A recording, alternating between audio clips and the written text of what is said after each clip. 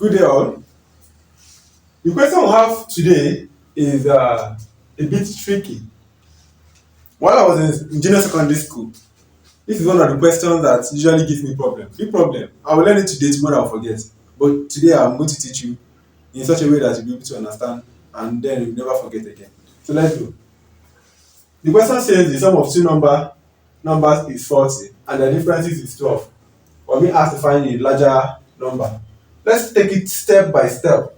The first one is they said the sum of the two numbers. Let's say the numbers are x and y. So have sum of the two numbers is equal to x plus y is equal to 40 according to the question. Sum of two numbers is equal to 40. Okay? Now they say the difference, that is the difference of these two numbers, okay, is equal to 12.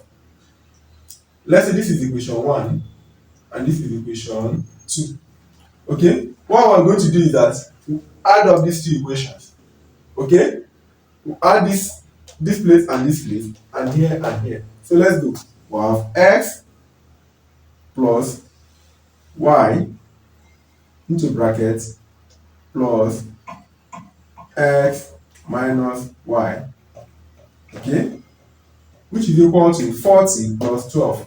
40 plus 12. Okay, we have added the two equations together. So the next thing we'll have is, let's solve for x first. X plus x will have what? X, 2x, right? Which is equal to 40 plus 12 will have 52. If we want to get our x, we solve for the coefficient of x. So we have divided by 2, divide both sides by 2, which is equal to x is equal to 26. Okay? If we have our x to be equal to 26, we can then say x plus y, which is equal to 40. Then substitute x, this 26 for x, we'll have 26 plus y is equal to 40. So our y will be equal to, when this 26 is moving to this side, it changes to what?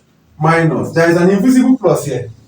Okay? So we have y is equal to 40 minus 26, which is equal to what? 14. The answer is 14. So our x is equal to what? Our x is equal to what? 26, and our y is equal to 14. If you add them together, you get 40. Okay? So that is it. So thank you so much. I believe you enjoyed the class.